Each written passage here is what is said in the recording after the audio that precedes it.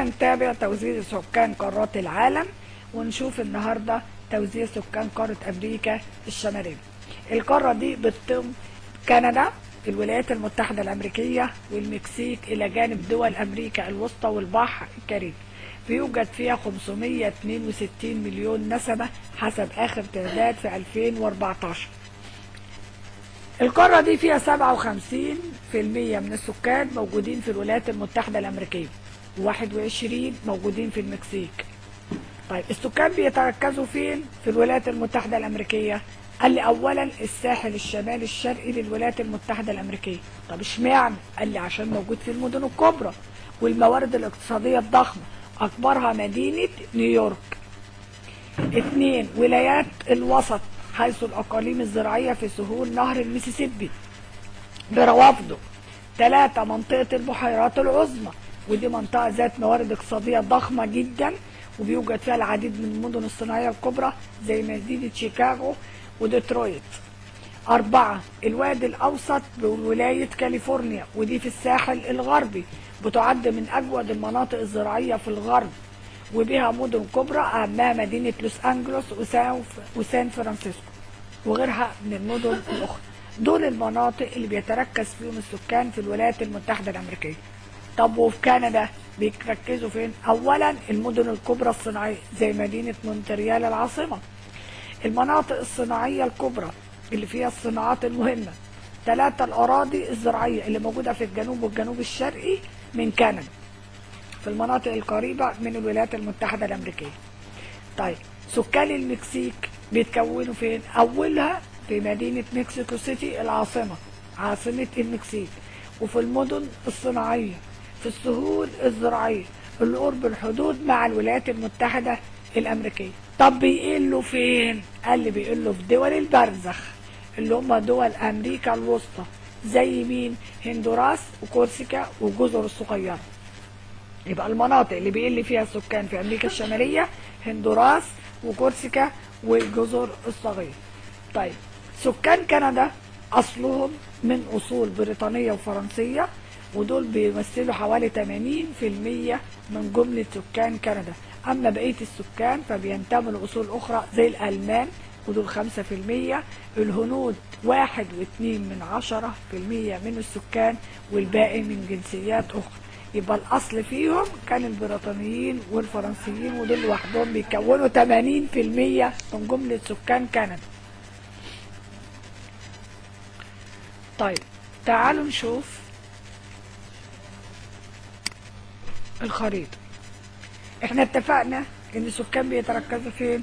في الساحل الشمالي الشرقي حيث المدن الكبرى، وعندها مدينة نيويورك الميناء الأول وكان عاصمة الولايات المتحدة الأمريكية سابقا. تمام؟ موجود هنا نهر الميسيسيبي بروافده زي ما اتفقنا.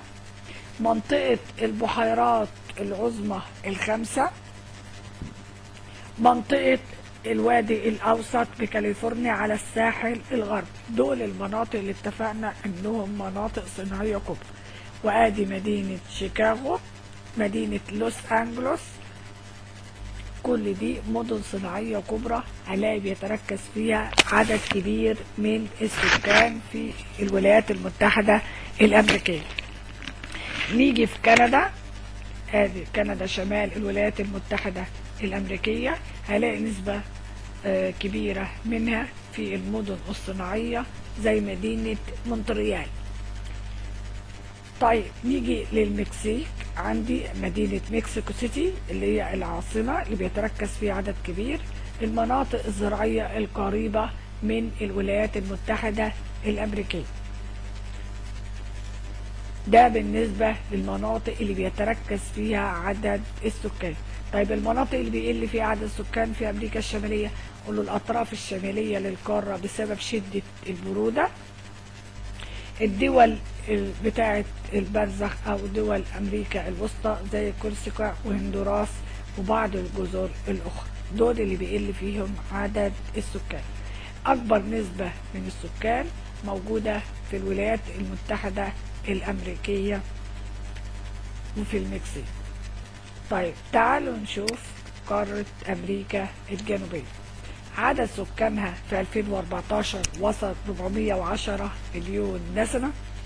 بيتركزوا في السهول الساحلية على سواحل القارة، بيتركزوا في السهول الفيضية الخصبة زي سهول نهر الأورينكو في فنزويلا وسهول البامباس في الأرجنتين اللي بتوجد حوالي أنهار بارانا وباراجواي ولابلاتا. طيب كمان في هضبة البرازيل بسواحلها، المدن الكبرى زي ريو دي جانيرو وساو باولو.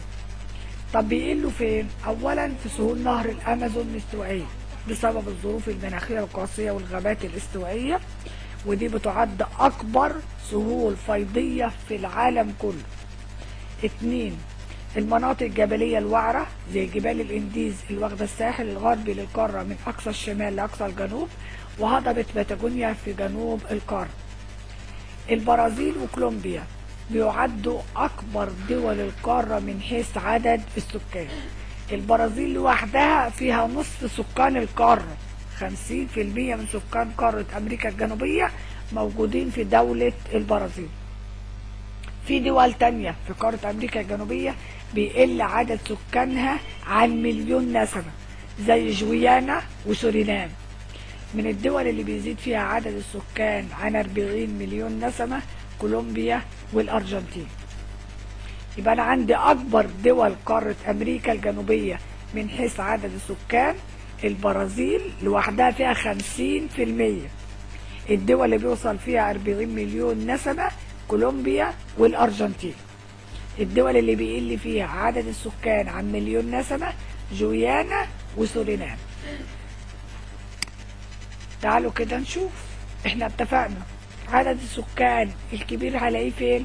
هلاقيه في الساحل الشرقي للقارة حيث هضبة البرازيل ونهر الساو فرانسيسكو، إلى جانب وجود المدن الهامة زي ريو دي جانيرو، ساو باولو، بيونس آيرس، إلى جانب مناطق الأنهار زي سهول البامباس أهو سهل البامباس، إلى جانب وجود الأنهار زي نهر ساو فرانسيسكو، نهر بارانا، نهر باراجواي، ونهر لابلاتا.